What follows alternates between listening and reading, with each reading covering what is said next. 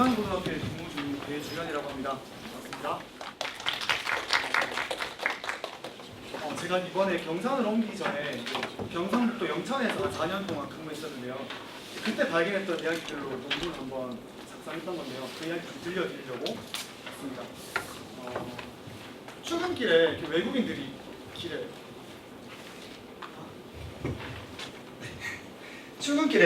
이렇게 길에서 이렇게 버스를 기다리고 있는 모습인데 이게 하루만 보이거나 어떤 며칠만 보인다 이런 게 아니라 늘 같은 자리, 같은 시간, 그리고 수많은 사람들이 모여서 이렇게 통근 버스를 기다립니다. 그래서 궁금증을 가졌습니다. 왜 여기에서 외국인들이 많이 살고 있고 또 무엇을 하고 살고 있을까에 대한 궁금증이 생겨서 알아보기 시작했는데요.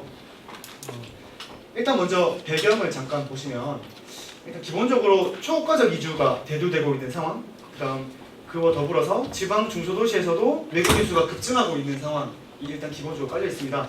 영천시 인구가 2017년 기준으로 10만 명이 조금 넘는데요. 그 중에 3,500명이 등록 외국인입니다.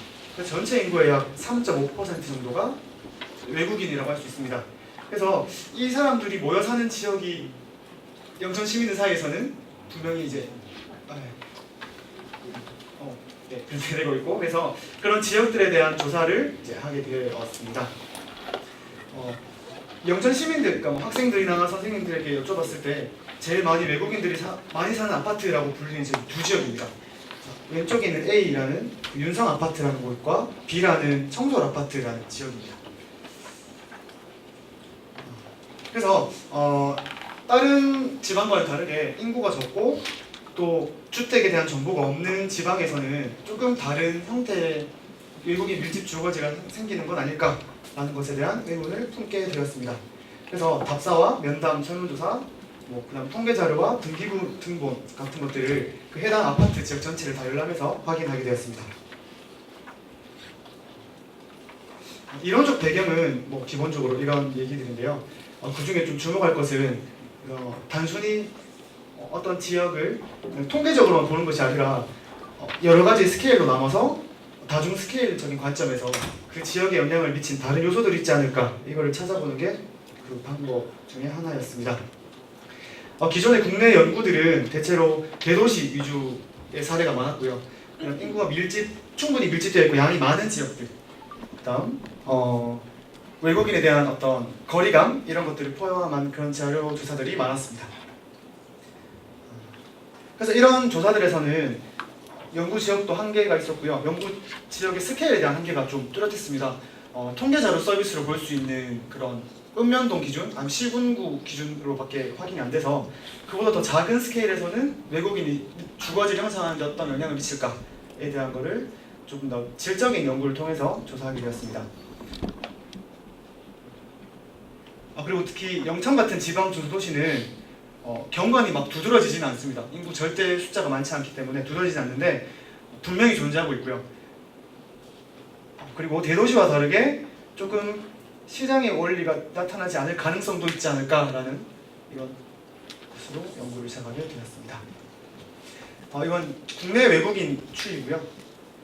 그래서 국내에 들어오는 대부분 사람들은 이제 단기 방문이나 비전문 취업, 방문 취업 등으로 들어오게 되고 있습니다.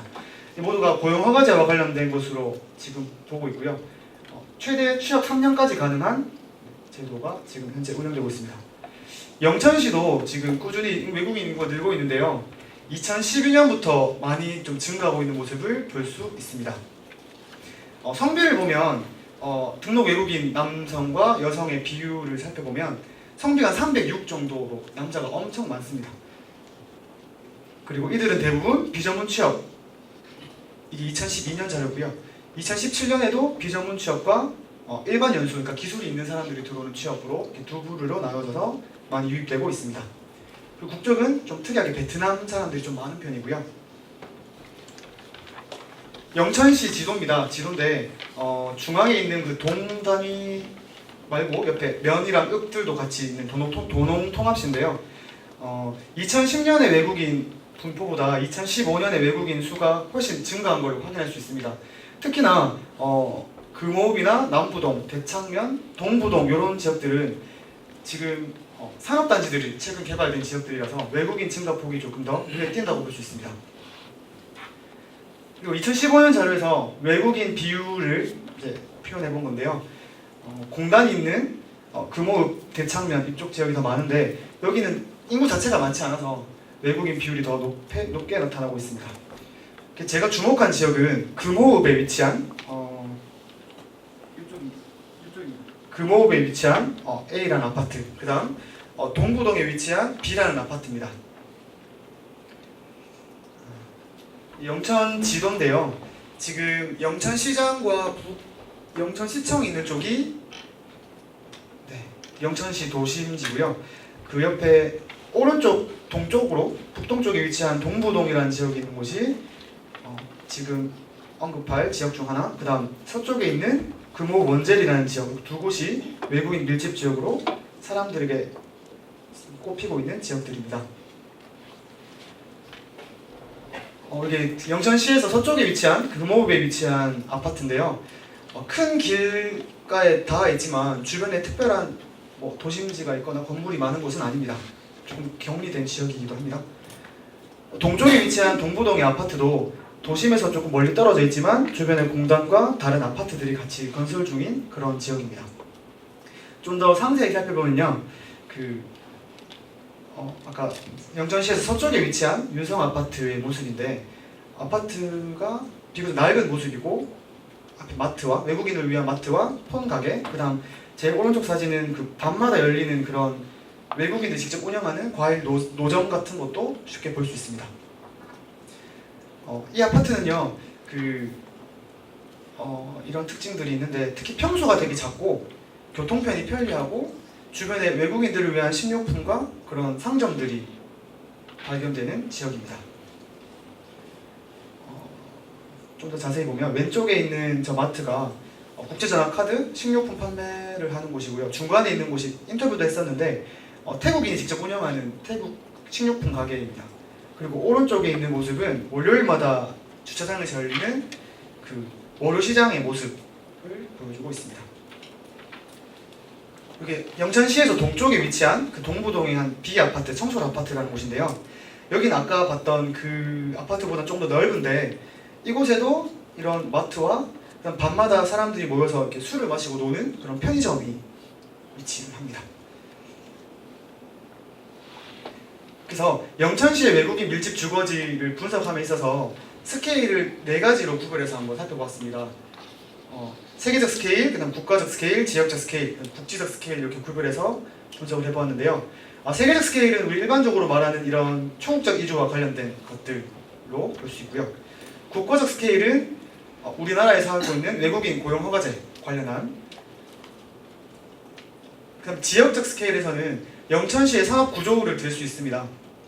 좀 더 살펴보면 영천시에서 지금 제조업이 18% 정도로 높은 비중을 차지하고 있고요. 그 외 높은 것은 다 도소매업, 숙박업 등이라서 등입니다. 그 다음 영천시는 특히나 이런 작은 기업들 1명에서 4명밖에 안 되는 사업체들이 너무 많고 80%에 육박합니다.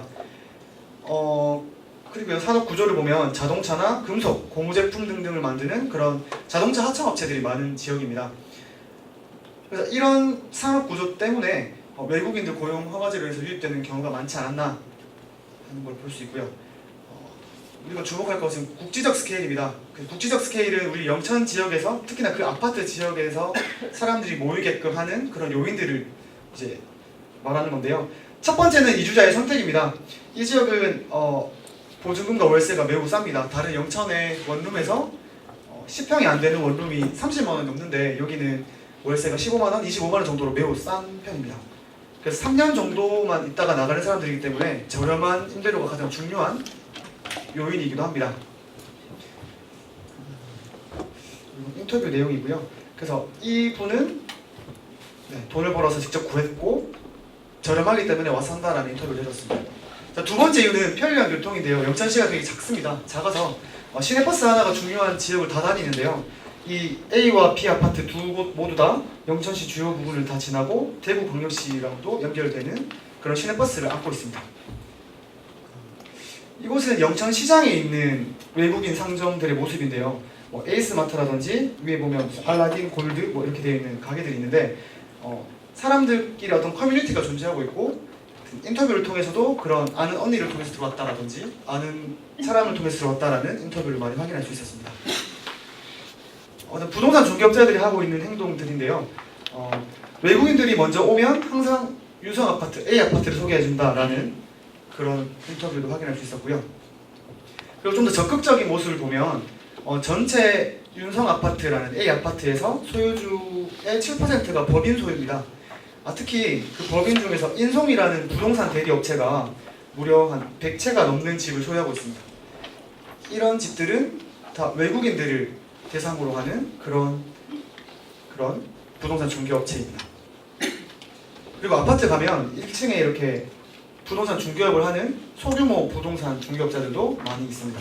옆에 보시면 외국어로 적혀있는 그런 걸 볼 수 있죠.